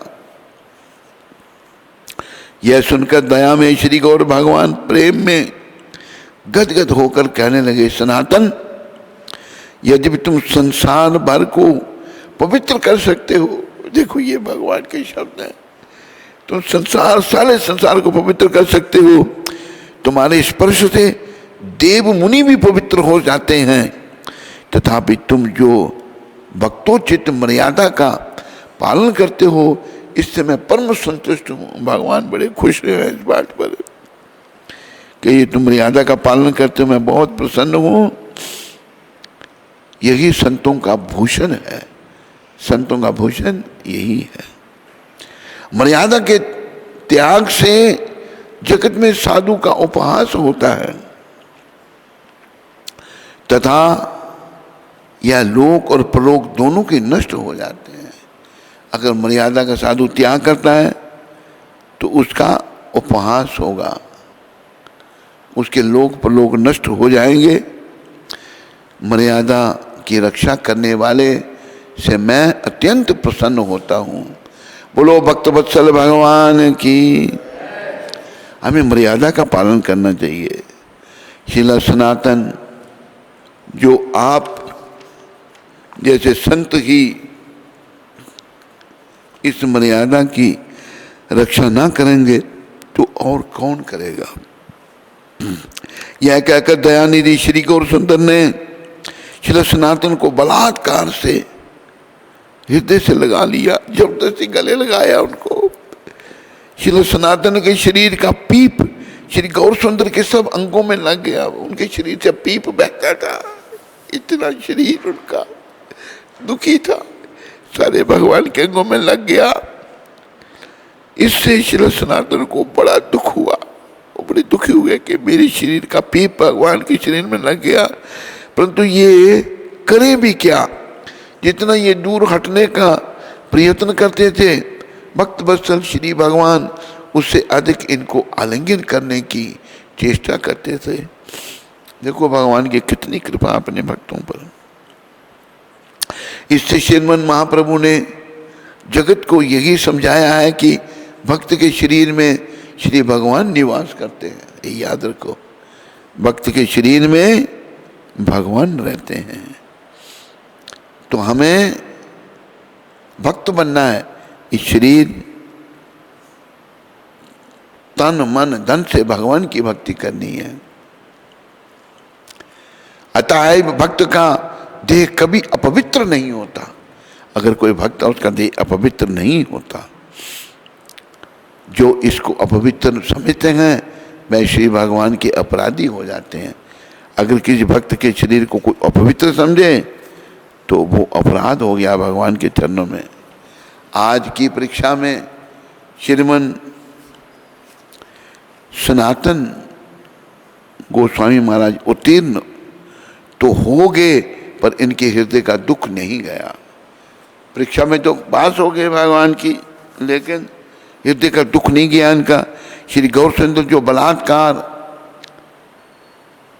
से इनको अपने हृदय से लगा लेते हैं और इनकी खुजली का पीप प्रभु के सर्वांग में लग जाता है, इससे श्री सनातन को अपार दुख होता है। सनातन बड़े दुखी होते हैं। आगे का भी वर्णन जारी रहेगा कल की कथा में। आज की कथा को यहीं विराम दिया जाता है। देखो ये गौर कथा कितनी सुमधुर है, इतनी मधुर है। वो कितने मधुर हैं भगवान, उनके भक्त कितने मधुर हैं। और वो अपना भक्त बने हैं भगवान तो कितनी मधुरता उनमें है। इसलिए कहा है अधरम मधुरम बदनम मधुरम हसितम मधुरम चलितम मधुरम मधुरम।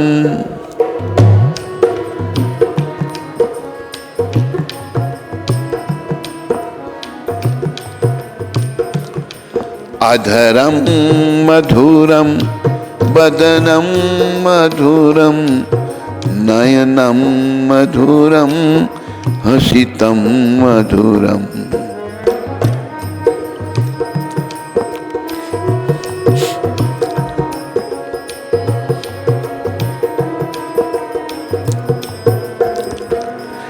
हृदयं मधुरं गमनं मधुरं मधुराधिपते रखिलं मधुरं कलाधिपते रखिलं मधुरं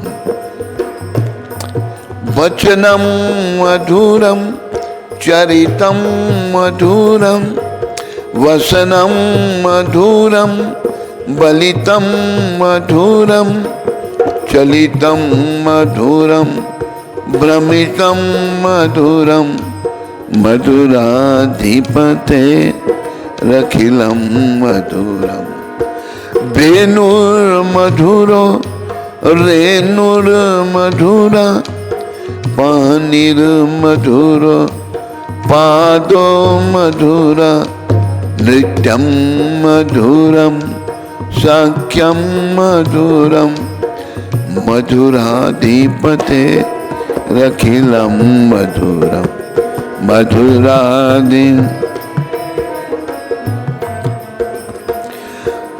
गीतं मधुरं पीतं मधुरं भुक्तं मधुरं सुप्तं मधुरं रूपं मधुरं तिलकं मधुरं मधुराधिपते रखिलं मधुरं मधुरा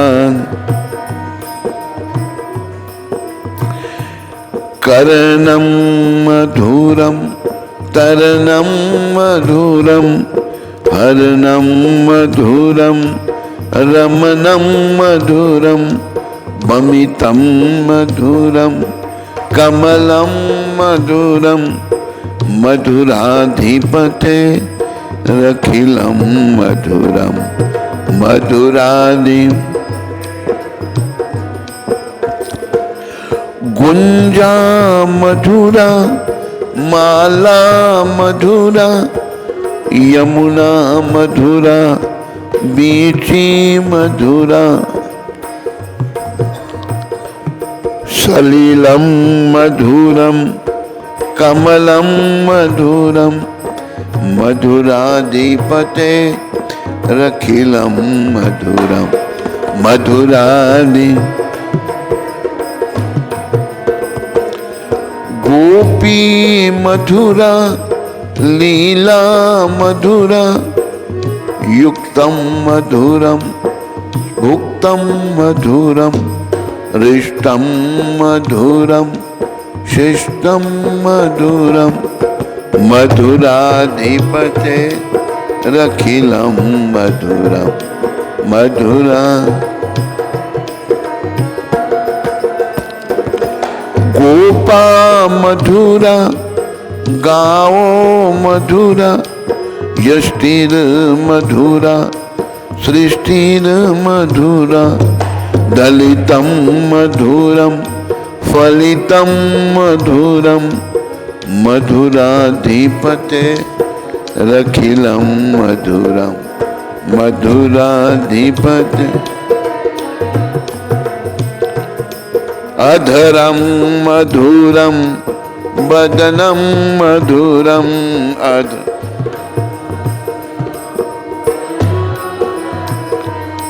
नयनं मधुरं हसितं मधुरं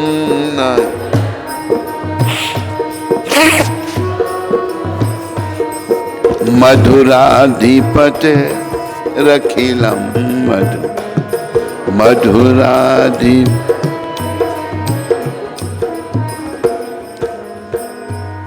मधुप्रिया, इसका अनुवाद भी यहाँ होना चाहिए, कहीं लिखना अनुवाद नहीं लिखा है इसका। इसकी थोड़ी करेक्शन भी देखना जो उसमें है ये भजन, ये भजनों की पुस्तक जो है ना उसमें ये है, मैंने लाइन दिखा है, इसमें थोड़ा करेक्शन कर देना। तो भगवान का सभी कुछ मधुर है, जो भी वो करते हैं वो मधुर है, सुंदर है। ऐसे श्रीला बल्लभाचार्य जी महाराज ने ये इस मधुराष्टक में बताया है, 8 श्लोक इसमें हैं ये। तो वही मधुर भगवान अपने भक्त बने हुए हैं, उनकी भक्ति, उनकी बातें बहुत मधुर हैं, हृदय स्पर्शी हैं। इसलिए जो भगवान कलयुग में, कलयुग के जीवों के उद्धार के लिए मधुर बने हुए हैं, श्री गौर हरि, उनकी शरण लो, वो शिक्षा दे रहे हैं और जीवन को सफल करो। हे गिरधर तेरी आरती गाऊं, हे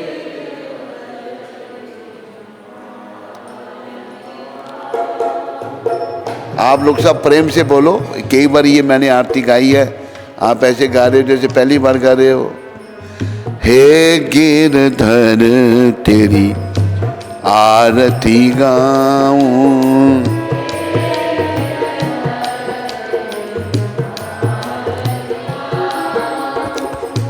मोर मुकुट तेरे शीश पे सो गए,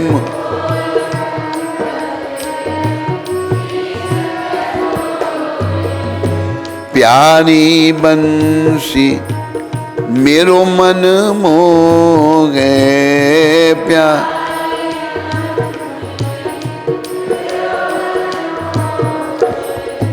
देख छवि बलि हारी मैं जाऊं, देख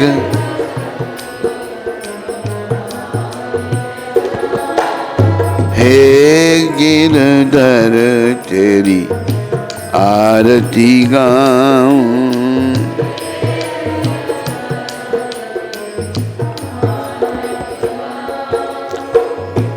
चरणों से निकली है गंगा प्यारी, चरण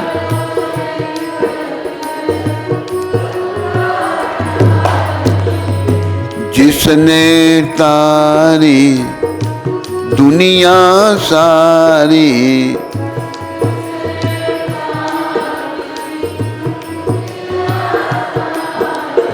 उन चरणों में शीश झुकाऊं, उन चरणों,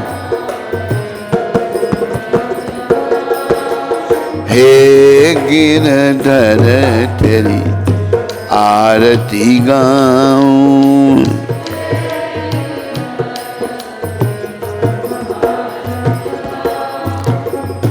संग सोहे वृषभानु दुलारी,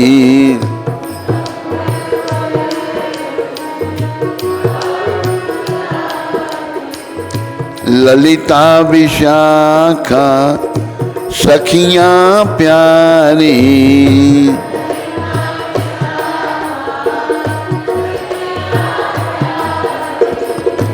युगल छवि के दर्शन पाऊं, युगल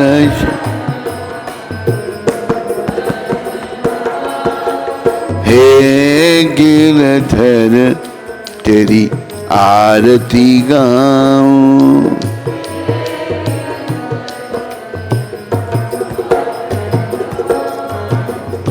व्यासदास के नाथ आप वो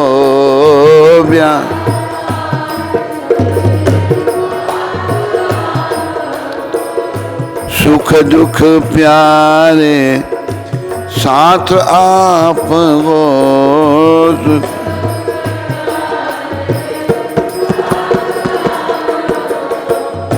वास सदा वृंदावन पाऊं, वास सदा हे गिरधर तेरी आरती गाऊं, हे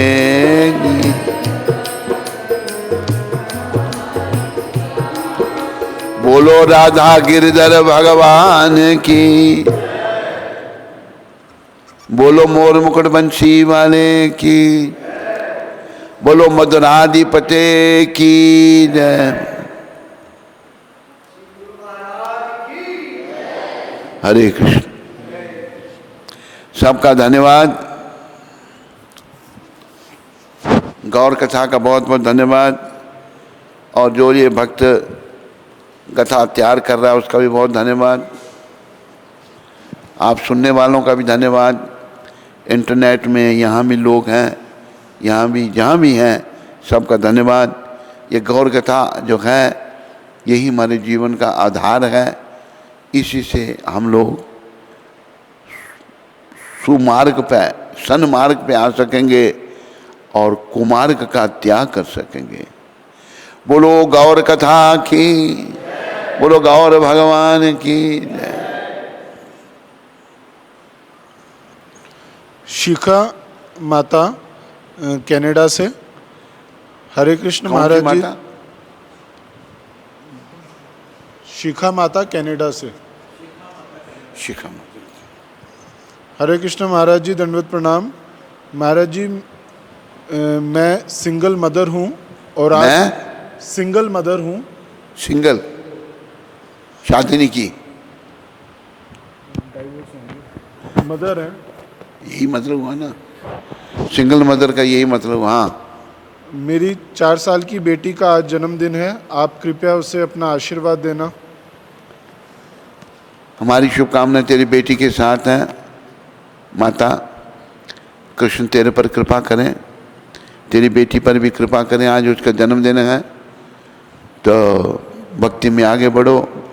गौर भगवान की, नित्यानंद भगवान, अद्वैताचार्य, गदाधार, श्रीवास ठाकुर, प्रभुपाद कृपा से इन सबकी शरण लो और भक्ति वृद्धि करो। हरे कृष्ण। जरनैल सिंह जी, महाराज जी हरे कृष्णा, दंडवत प्रणाम। कौन? जरनैल सिंह? जरनैल, जरनैल सिंह। करनैल तो है हमारे पास। ये जरनैल सिंह कहाँ से हैं? पता नहीं, जगह नहीं लिखी। नहीं। जब करते समय मन भटकता है तो उसे कैसे कंट्रोल करें? प्रयास करना है जरनैल सिंह जी।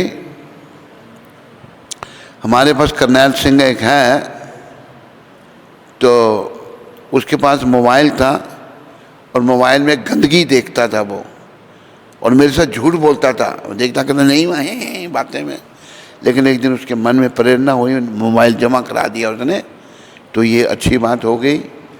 तो जरनैल सिंह जी, आप मोबाइल वगैरह में गंदगी मत देखो, प्रयास करो बार बार नाम जपने का। प्रभुपाद जी के चरणों में प्रार्थना करो, नित्यानंद भगवान के चरणों में प्रार्थना करो कि मन जब तक हमारा बुराइयों में लगा रहता है, गंदगी को देखने में लगा रहता है, बुरे विचारों में लगता है, तो लगा रहता है, तो सिमरन में नहीं लगता और नहीं लग सकता। प्रयास करना है कि धीरे धीरे मन लगेगा, एकदम नहीं रहेगा। जरनैल सिंह जी कहाँ की वो पूरी सूचना दो आपके, हमारे पास 2 हो जाएंगे, एक करनैल सिंह और एक जरनैल सिंह। दीपाली माता जोगिंदर नगर हिमाचल से।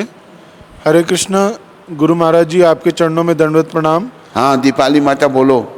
गुरुदेव, आपने बोला था 64 माला करने को, तो करती हूँ, लेकिन मेरी हेल्थ और फैमिली की रिस्पॉन्सिबिलिटी होने के कारण 2 दिनों से 64 माला नहीं हो पा रही, पर आपने बोला है तो कोशिश करती रहूँगी। और 16 माला और एकादशी पर 24 या ऊपर का नियम है, वो तो करती ही हूँ। आप गाइड करिए गुरुजी, क्योंकि मैं गुरु अवज्ञा नहीं करना चाहती। आप क्या कहा उसने? गाइड करिए। कोई नहीं, अगर किसी कारणवश नहीं हो पाने, पर मन बना के रखो प्रयास करने का। हमारी शरीर से माता कहती थी कि हमारी शरीर से बहनों को वो ट्रेनिंग देती थी, सुबह जल्दी उठो और भजन करो। आप दीपाली माता कितने में उठती हैं सुबह, ये बताओ हमको। जप करने के लिए सुबह उठो, कम सो, सोने में समय बताओगे तो भजन कैसे होगा। नींद निशानी मौत की, उठ कबीरा जाग, और रसायन छोड़कर नाम रसायन लाग।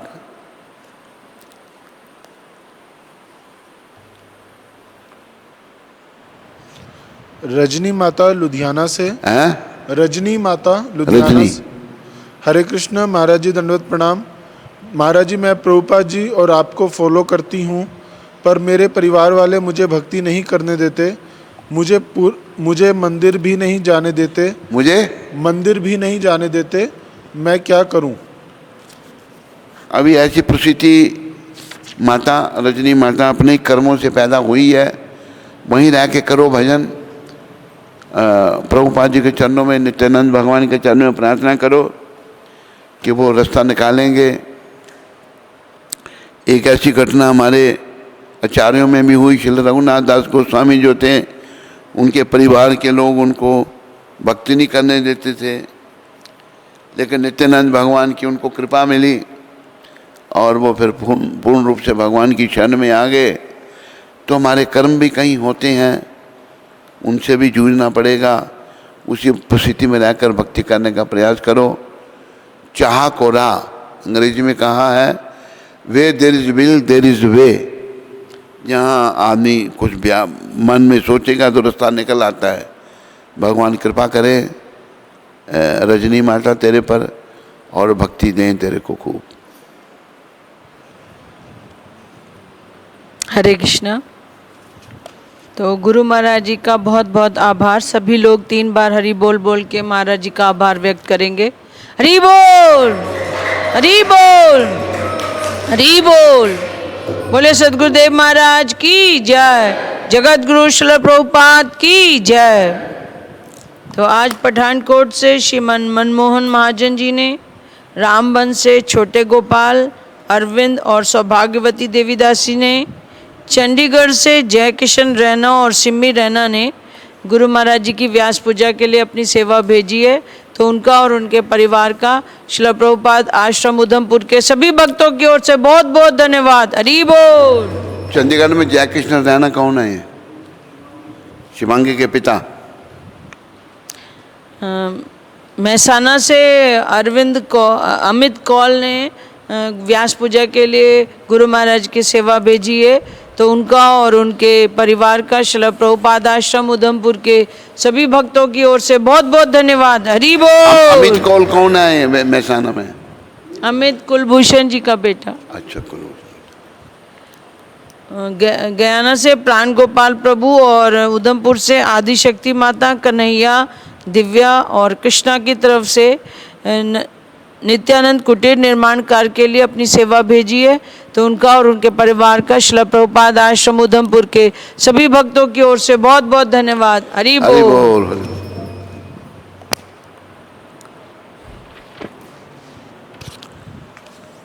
स्कंद पुराण में तुलसी देवी की प्रशंसा इस प्रकार की गई है। मैं तुलसी देवी को नमस्कार करना चाहता हूँ, क्योंकि ये पाप कर्म के समूह को तुरंत नष्ट कर देती हैं।